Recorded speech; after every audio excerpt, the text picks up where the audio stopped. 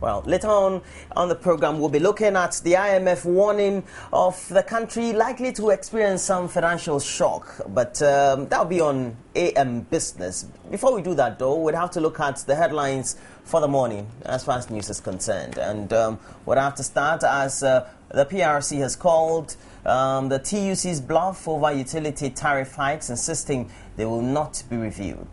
And then the TUC, meanwhile, says a series of demonstrations are being lined up for next week ahead of the planned November 18 nationwide strike. President John Dramani Mahama has fired back at critics and says he wants to see, or critics who wants to see him out of power, that 2016 is not too far away.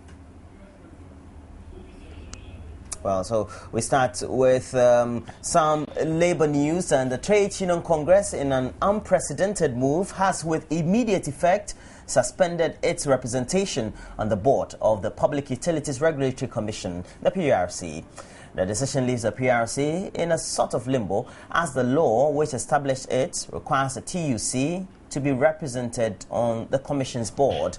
Executive Secretary Samuel Sapong at a news conference told journalists the Commission will seek legal advice on its next line of action.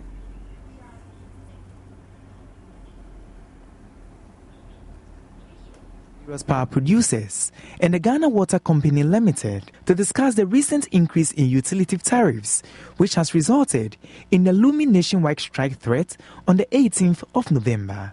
According to the Commission, though they had received prior notification the TUC wasn't going to make it, they were hopeful there would be some representation. The PURC's Executive Secretary, however, says the TUC did not show up. The TUC, in a letter to the PURC signed by their General Secretary, Mr. Kofi Asamoah, indicated that the TUC has a meeting at the Flassa House and therefore cannot attend this dialogue section. This appeared a bit strange to the PURC, since the invitation to attend this dialogue session was to the steering committee of TUC. It is amazing that this whole group of over 50 people is going to attend a meeting at the Flagstaff House. Even if it is so, we expected them to make some concession considering the importance of such a dialogue section on the whole process. It should also be noted that the TUC in their letter did not give any window for the meeting to be rescheduled. The Commission's lawyer described the last-minute withdrawal of the TUC as unfair and said the PURC will seek advice on the implications of the move. For TUC to say that they have suspended all activities or any relationship with the Commission, what it will mean is that probably they have sought to amend the law itself by a backdoor approach which is uncalled for, and that the procedure being adopted by the Commission, as said by the Secretary in the press statement, is the position that we have to take. We refer it back to the Attorney General, and then Parliament will look at it, its implications, if indeed they intend action to have a long-term effect. That is what it will.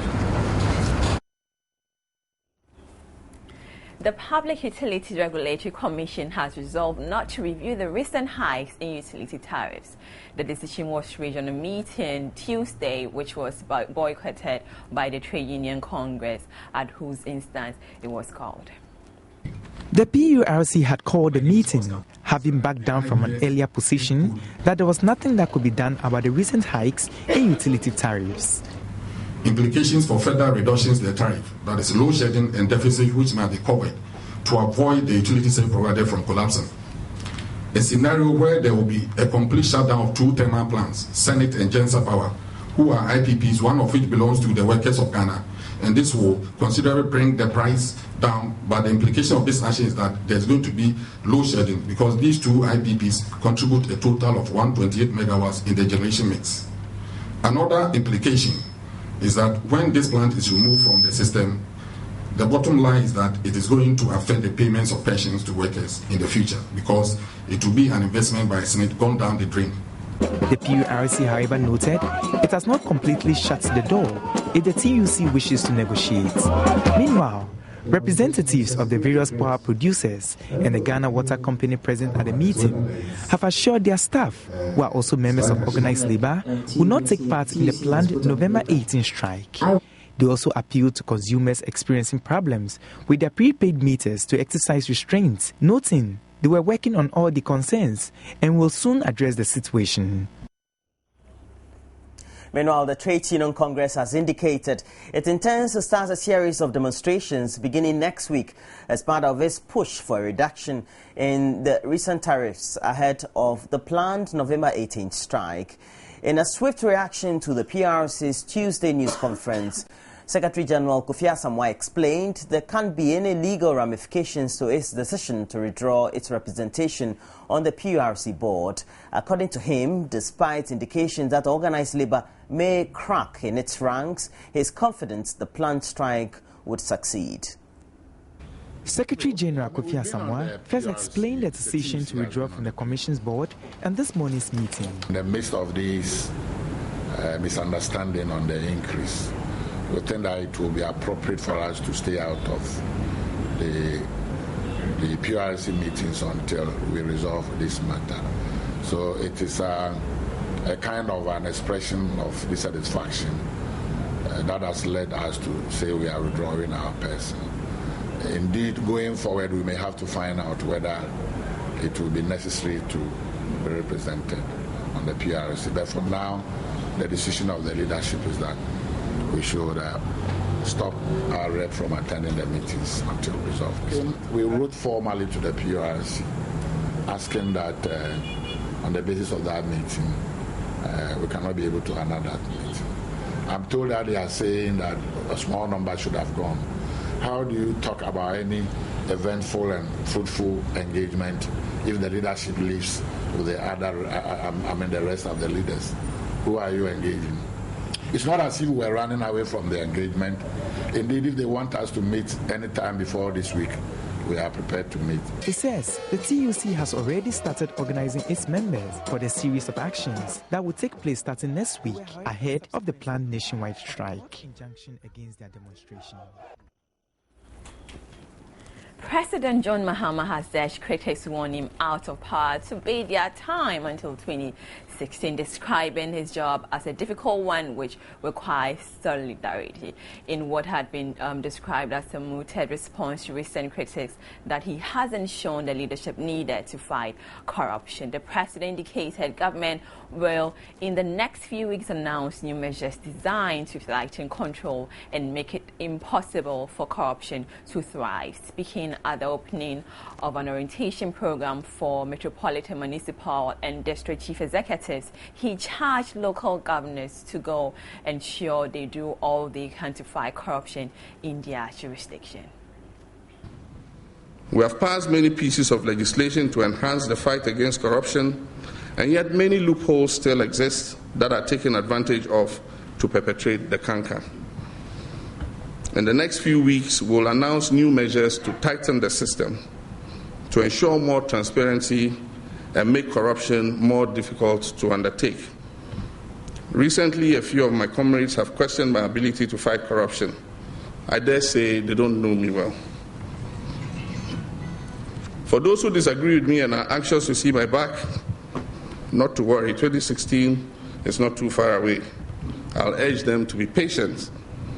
In this difficult job, the least one expects is comradeship and solidarity.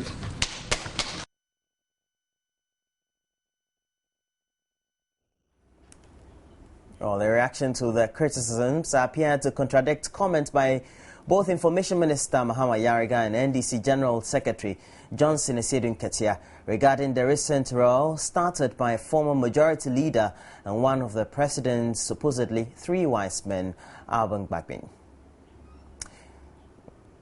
The Accra Metropolitan Assembly has begun a demolition exercise to pave way for the construction of an interchange at the Kwame Nkrumah Circle. According to the police, about 1,000 structures in the vicinity would be affected. Member of Parliament for Ayawaso Central Constituency, Henry Quarty, has however challenged the AMA's action, which began at Tiptoe, a popular shopping lane in Accra, saying the Assembly should now show proof it has the legal backing to undertake the exercise. Fuming retailers, mobile phone and laptop repairers at the Tiptoe Lane at Circle in Accra are wailing as a combined team of police personnel and guards of the AMA pulled down their shops Tuesday morning.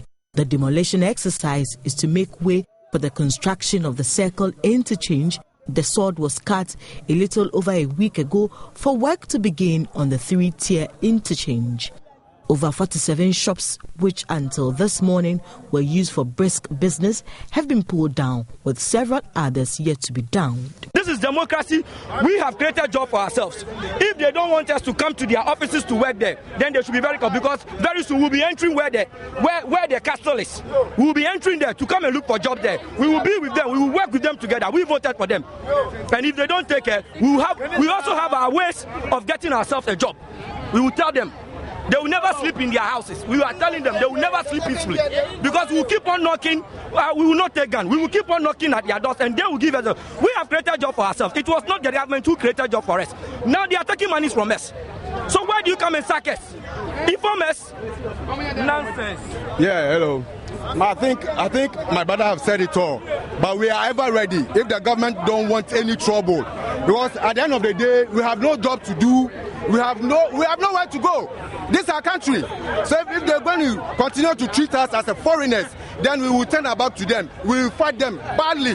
So we're ever ready. You people should send a signal to them, right? So, yeah, the whole operation. In fact, there's one thing. Yeah, I'm a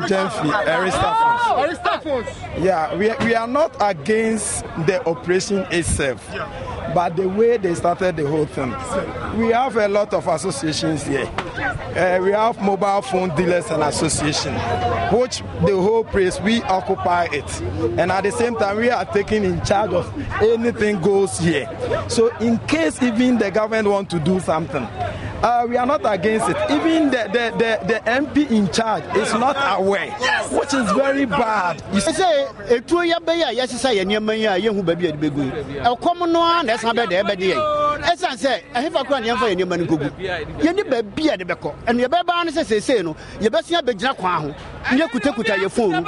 Member of Parliament for the constituency, Henry Korte, is unhappy about the exercise. He called on the Inspector General of Police to intervene. I'm sad as a Ghanaian. I am sad and I feel ashamed to even refer to myself as a Member of Parliament for Ghana. I'm wondering whether I'm in Ghana or we are in space.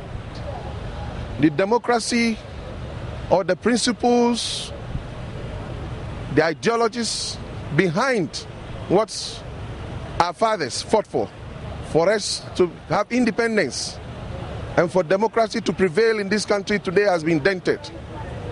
What the police and the AMA has done today is turned that freedom of right, freedom of association, freedom of speech and movement upside down. I dare them to show me any court order. They don't have it. So this is illegal. All those here have been paying taxes. It might interest you to know. They pay tax to the very AMA. And what do they do with the taxes? Give it to Wyoming. They pay tax to the AMA. So that makes them lawful tenants of this place. But the Accra Regional Police Commander in charge of operations, ACP Sylvester Boyo, told Joy News the retailers were given eviction notice 2011. He said the police is only present to protect lives and properties. But all I can say on authority is that 20th February, I say it, we came here purposely and directly on this spot to a similar exercise because they were illegal people here. And the assemblyman here, he's called Moses or so, attacked us. We never did it. Joe FM played that this thing. He, as an assemblyman, was beaten, he was done what and what, and so on. So since 2011, this thing has always been on the drum board. So if anybody is here that he was not given notice, I don't know what notice they need again. He warned the police will arrest anybody who attempts to stand in the way of the demolition exercise. Etonam Say, Joy News.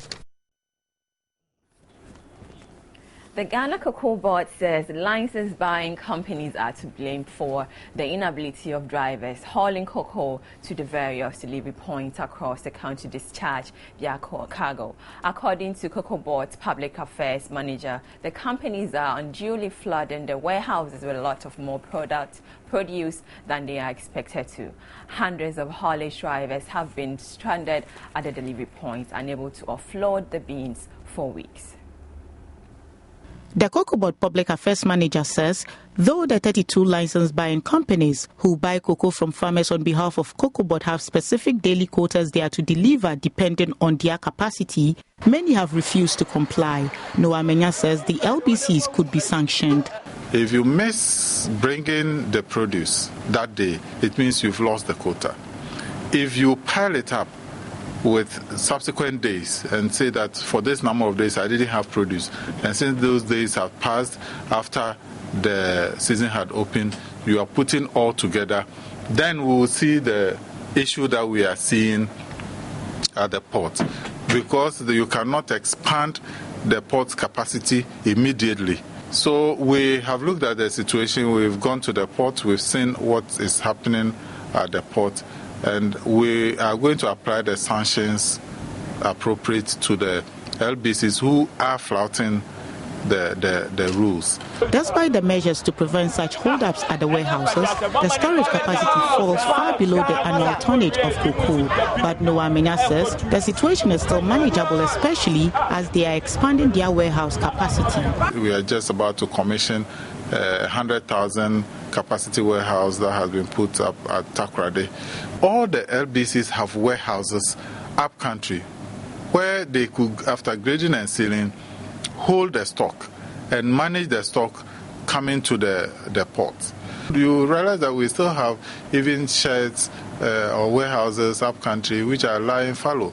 And it's because the license buying companies want to move fast and not use it. We cannot expand warehouses to the capacity of our production, because if we do that, it then means that once we start shipment, the warehouses are going to lie fallow, and it does not make economic sense to do that. He describes as unfortunate the situation haulers at the Tema port find themselves in. Really, it's very sad that we subject our operatives to such condition. The capacity of the warehouse, Tema, is to offload about 50 to 70 trucks a day.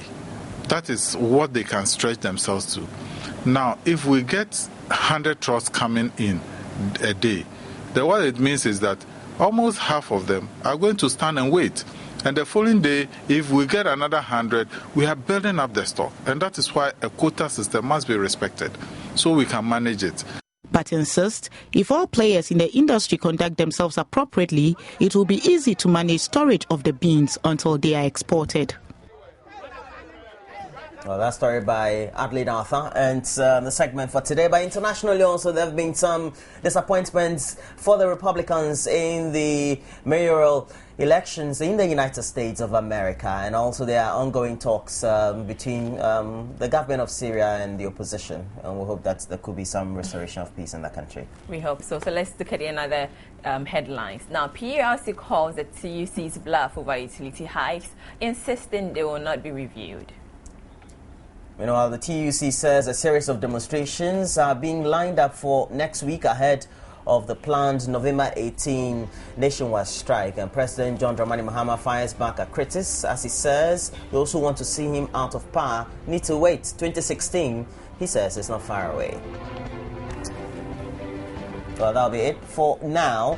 You have to join the sports team next for AM Sports. Just stay on.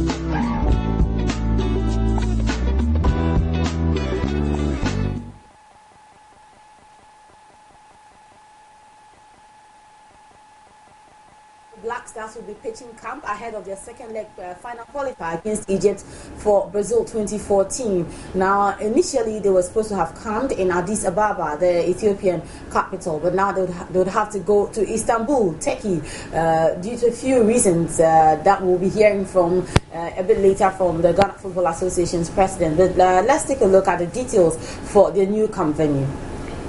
Black Stars would no longer camp in Ethiopia to prepare for their 2014 World Cup playoffs reverse fixture against Egypt on November 19th as earlier planned. Ghana, who had used the facilities in Addis Ababa in preparation towards the World Cup qualifying doubleheader against Sudan and Lesotho in June, had hoped to return to the East African nation for the Cairo game, which is a fortnight away. The 8-day pre-game training camp initially scheduled for Ethiopia has been changed, and the team would now be training in Turkey, following a report from an advance emissary by the GFA and the Ministry of Sports describing the state of facilities as unsatisfactory to the standards of the Black Stars team. The Black Stars are scheduled to arrive in Cairo on November the 18th for the match to be played at the Air Defense Stadium. The Black Stars have one foot in Brazil after handing the Pharaohs one of their worst defeats. Football Association President Kwesi Nyantakyi explains the reasons for which they would have to move camp to Istanbul in Turkey.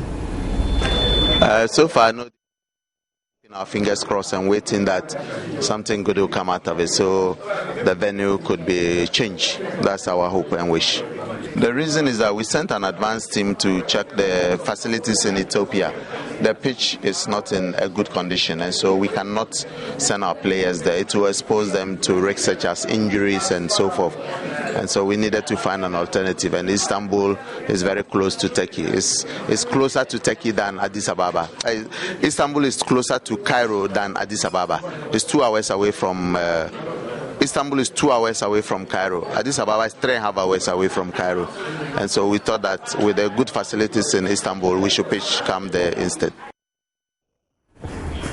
All right, so away from that, let's focus on our pitch at the Accra Sports Stadium. Now, you check it out, and it's in a very deplorable state. And most of the teams, the Premier League teams especially, who play their matches, they have started complaining bitterly because of the poor nature of the field. And the National Sports Authority personnel say that it is due to a shortage of water in the stadium. Well, I wonder how much of an excuse this is. But let's listen to the Public Relations Officer of the National Sports Authority, Hamid Isaka. I think it has been a problem of water, and we depended so much on the Ghana Water and Sewerage Corporation because the connections here come from the main source, that is the Eastern, I think, Bong specifically. And we were taken by surprise, but we met Ghana Water Company to discuss our problem with them. They've assured us that they were going to do everything possible to make sure that we get water. So we have been given a schedule, and today, for instance, we are supposed to get water for 24 hours. In fact, yesterday, the whole of yesterday, we have had water, and so we had the opportunity of watering the pitch yesterday in the evening from around 4 o'clock. Today, the water continues to flow, and we think they are keeping to their promise. If you look around, you see that gradually, just yesterday, you can see that there is a lot of change. We're hoping that it's going to take us up to the week end, and green grass technology will be around, but they are going to apply fertilizer by Thursday if the watering continues. And I'm sure that by Sunday, when Liberty will be playing here, at least we should begin to see the changes coming on. We have also decided to go back to our former arrangements that we had with Zoom Lion and the Ghana National Service, because we cannot depend solely on the Ghana Water Company, because we are told there is some rationing going on in the eastern part of Accra. And today we are supposed to have 24 hours. Tomorrow there will be no water at all. That is what they... Yes.